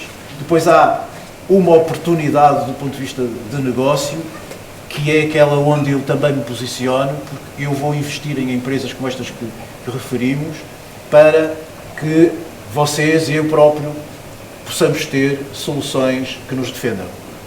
E por isso, aí o meu risco já é positivo, se me faço entender. Exatamente. Aí o meu risco já é positivo. Uma boa perspectiva. É uma boa perspectiva. Mais motivação, não risco. Mas compreendo e tem toda a razão. Muito bem, obrigado aqui ao Dr. João Pereira por esta questão. Eu esta questão tenho particularmente aqui, enfim, eu acho que isto tem impacto um bocadinho em todos o que se passa no nosso dia-a-dia à nossa volta, que tem a ver com, nós temos de uma pandemia, não é? Houve aquela questão do trabalho remoto, as questões das vulnerabilidades que também levantou, mas eu queria transpor agora o pós-pandemia, enfrentamos alguma incerteza económica, temos uma situação geopolítica complexa com tudo o que se passa, uma guerra às portas da Europa, uma crise do Médio Oriente, também que a gente vê todos os dias nas notícias, e a questão que eu lançava aqui para o painel, até que ponto todo este cocktail, não é, quase explosivo, chamando assim, com tudo o que está a acontecer, vai inflacionar, se calhar, ainda mais a questão do cibercrime. E eu, se calhar, aqui, começando pelo André, eu até transpunha já isto para algo muito prático, até que ponto a ameaça quântica é uma ameaça real? Isso é uma pergunta que eu recebo, obviamente, muitas vezes. Falando da situação geopolítica, se acaba a começar por aí. Uma coisa que mexe muito a economia é a guerra, não é? Guerra puxa muito dinheiro. Mete dinheiro a mexer de um lado para o outro, mete investimentos que, enfim, de outra forma nunca iriam acontecer. E é por isso que temos, por exemplo, micro-ondas. Acho que é engraçado, por acaso. Foi numa guerra que apareceu micro-ondas. E pronto, computadores quânticos não são micro-ondas, mas são micro-ondas mais avançados. Mais avançados. Não é? Tanto, ouvimos aqui no painel, outras pessoas que estão aqui no painel, mencionarem a quantidade absurda de ataques que existem em organizações pró-organizações ucranianas e pró-organizações russas, que recebemos ataques caso tenhamos tomado alguma decisão recentemente que seja favorável a qualquer desses grupos. Portanto, que se nos ataque de qualquer forma, não é? Portanto, ataques existem e são fortemente financiados. Aliás, ouvimos organizações de 180 pessoas e acho que é muita gente, tem que haver um financiamento interessante por trás. Portanto, sim, a ameaça quântica, a meu ver, é real. Existe, pronto, obviamente, no que eu acredito, alguém cá fora, principalmente nestas organizações mais do leste, que tem posses de um computador quântico e de facto consegue fazer esse tipo de ataque, mas acho que qualquer pessoa que esteja aqui nesta sala também, se vocês tivessem uma chave mestra que abre todos os cadeados, iriam dizer a alguém? Acho que não.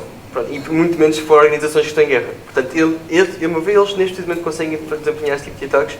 Aliás, a premissa toda da Quantum Nova, e nós temos aparecido aqui com o valor de investimento que recebemos e esta atração inicial que recebemos também, é principalmente porque somos uma empresa que consegue solucionar este problema de uma forma mais rápida e mais ágil para qualquer empresa ficar protegida contra este tipo de ataques, que eventualmente vão acontecer. Já não é uma questão de se, acaba por ser uma questão de um quando. Portanto, sim, respondendo à questão, sim, eu acho que há ameaça real. Muito bem, obrigado, André.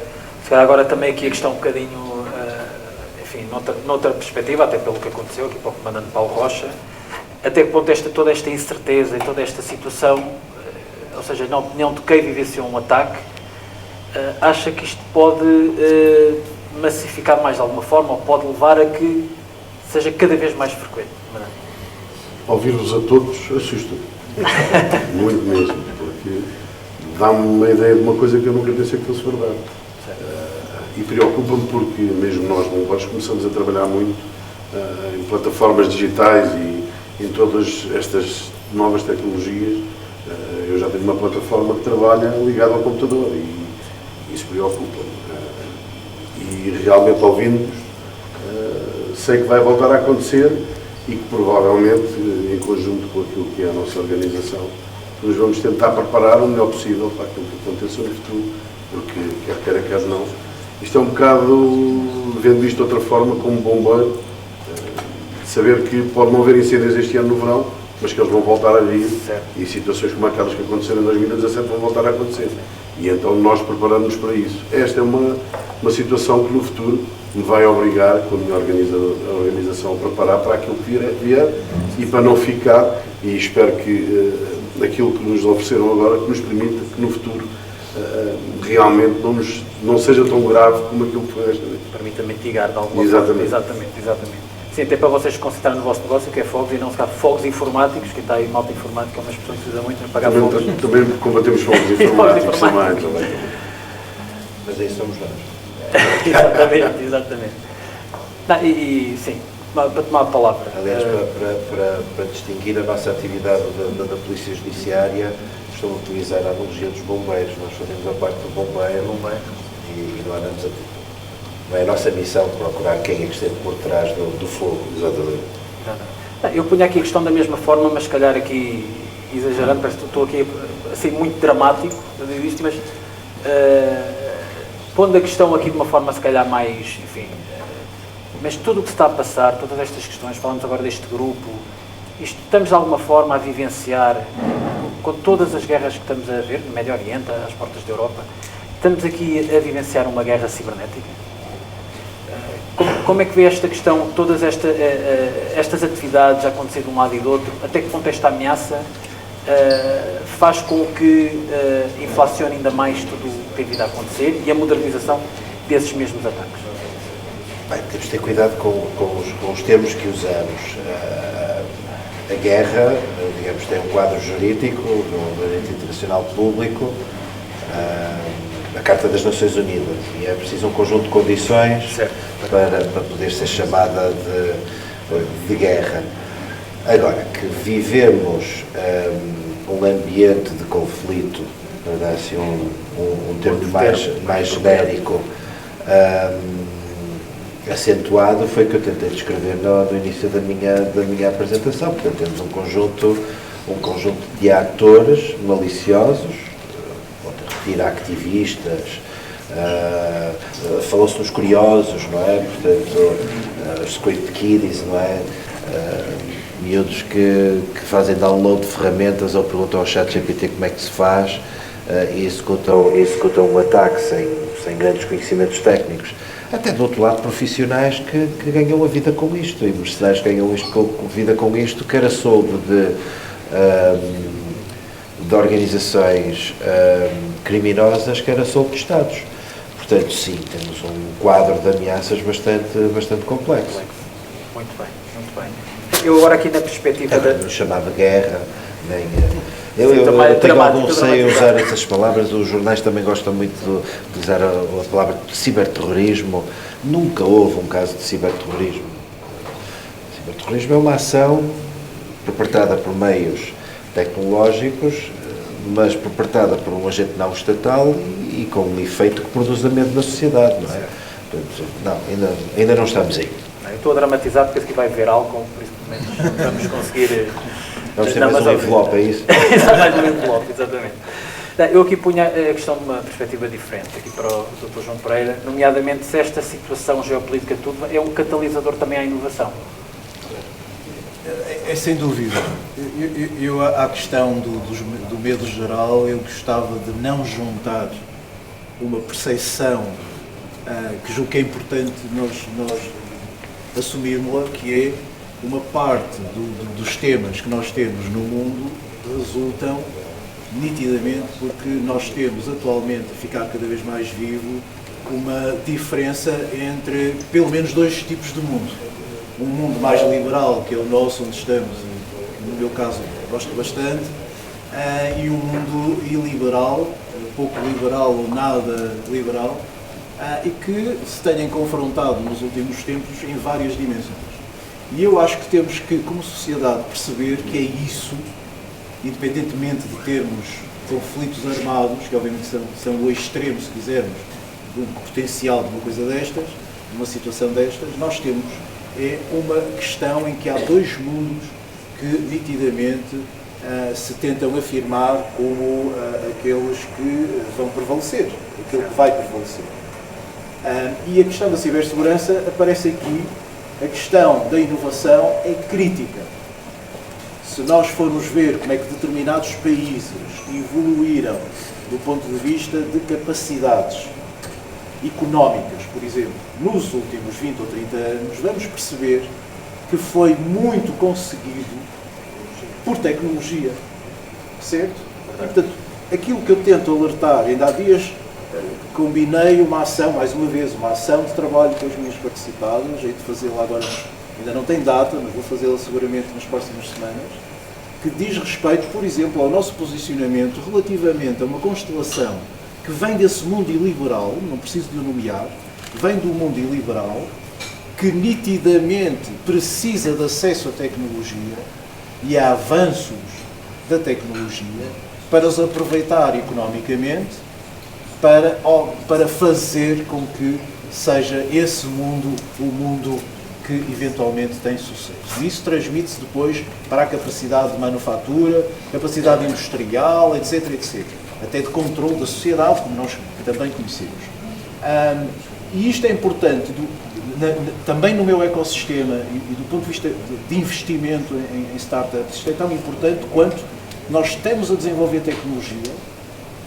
É possível que ela não esteja assim tão segura, o segredo não esteja assim tão seguro quanto nós conhecemos.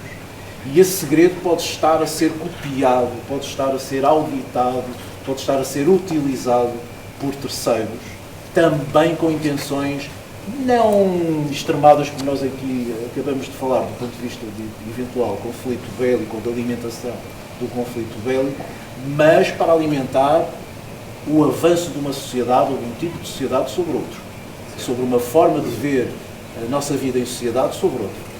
E o acesso indesejado àquilo que nós estamos com tanto esforço a fazer, com tanto esforço do ponto de vista de educação, do ponto de vista laboratorial, que criamos condições para os nossos engenheiros, para os nossos investigadores desenvolverem soluções, do ponto de vista das empresas, etc, etc, que querem, obviamente, o aproveitamento económico, sim, porque nós estamos num mundo liberal, onde acreditamos que o valor que é criado pela nossa atividade, pelas empresas.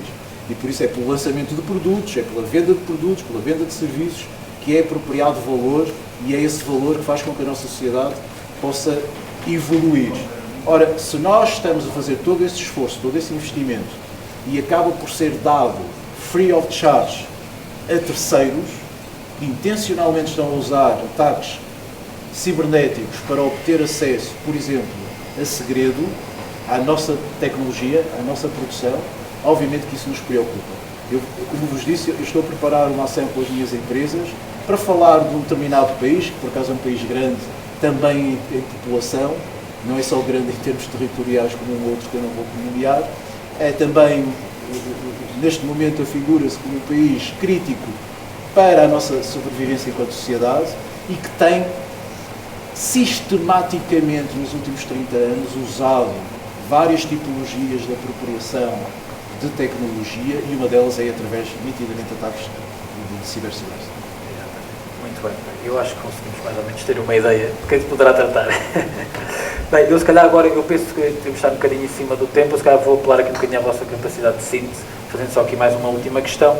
É uma questão que é um bocadinho mais, também mais abrangente, pronto, mas falou-se muito a palavra inovação e acho que é chave hoje em dia falar de inovação, de várias vertentes, até pelo que se tem visto, desde o André apresentou aqui uma excelente, desde vemos da LOCA, e todos os exemplos que foram apresentados, e a pergunta que eu faço, um bocadinho aqui colado ao que já falámos, mas qual é o papel da inovação, desta inovação para as ameaças cibernéticas, ou seja, até que ponto esta inovação na sociedade tem efetivamente assim, um peso assente. Por isso, André, colocava-te esta questão aqui, depois para o restante painel, como é que vês o papel, neste caso da Quantum Nova e a sua inovação, face às crescentes ameaças cibernéticas? Claro que sim, eu acho que estamos no melhor sítio para falar sobre isso, ataques Spark, é assim mesmo a cidade da inovação, e é importantíssimo, porque eu sinto muito que a cibersegurança sempre foi um papel de gato e rato, não é? Portanto, quando se descobre uma forma de corrigir um determinado problema, arranja-se logo outro problema a seguir, não é? Portanto, as vulnerabilidades, como podem ver, há muito aquela história de hoje sabemos que isto aqui está seguro, mas em cibersegurança não podemos dizer nunca que aquilo está seguro para sempre. Há sempre qualquer coisa que vai ser descoberta numa semana, no mês a seguinte, até no ano a seguinte, mas há sempre, com certeza, qualquer coisa a seguir que pode ser descoberta que é uma vulnerabilidade. Portanto, no nosso papel estamos a proteger a área de tecnologias quânticas, tanto contra tecnologias quânticas, que é uma ameaça emergente e muito, muito devastadora, O que nós estamos aqui a tentar inovar é conseguir garantir que as empresas conseguem fazer esta migração para tecnologias resistentes a ataques quânticos. Não posso dizer para sempre, como eu acabei de dizer isto, mas espero eu num formato muito mais permanente do que as tecnologias pré-quânticas que utilizamos hoje em dia. Portanto, o papel da inovação é fundamental para a cibersegurança. Claro que sim. Comandante, qual é o papel aqui da inovação para proteger os bombeiros? Quanto à segurança, melhor do que o companheiro de painel, a gente todos os dias os fogos mudam as condições e as condições de... Essa inovação está sempre presente na nossa atividade.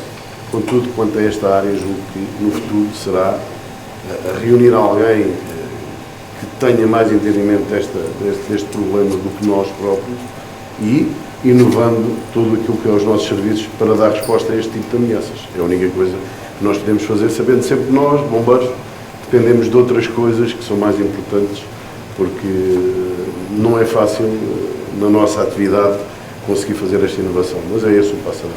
Muito bem, muito bem. Engenheiro Lino Santos, como é que vê esta questão da inovação para a crescente? A inovação é fundamental, acho que não preciso repetir aquilo que já foi aqui dito. Contra um conjunto de ameaças sofisticado e que inova todos os dias, e acreditem, eu ainda fico admirado nas formas como eles operam e inovam na sua atividade. Nós temos que responder também com uma forte inovação nas soluções de resposta. Muito bem. Para terminar, o Dr. João Pereira. Sim, 3 ideias, se calhar, muito rapidamente. A primeira ideia é a inovação para nós é importante enquanto organização, porque primeiro somos uma empresa do setor empresarial do Estado e temos uma missão clara, que é exatamente fomentar essa inovação também na cibersegurança, em atividades que promovam cibersegurança ou produtos de cibersegurança, por uma razão fundamental, é que nós queremos que a nossa sociedade cresça em valor criado, em valor acrescentado, para que consiga promover uma sociedade mais, se quiserem, mais, eu não gosto do termo, abastada, mais equilibrada, com mais valor, com mais potencial, para nós termos como alguém usou há alguns dias, para termos uma boa vida. A segunda dimensão é que nós trabalhamos num ecossistema e por isso esse ecossistema é um ecossistema que queremos que floresça, e isso significa estarmos em ligação com muitos atores, e esses atores não são apenas os investidores, são as startups, são os investidores, são as incubadoras, são os centros de desenvolvimento de saber, etc. A terceira situação que gostava de comentar é que a inovação, para mim em particular, é um negócio. E, portanto, eu invisto em propostas inovadoras e por isso fico sempre muito satisfeito por ver, por exemplo, uma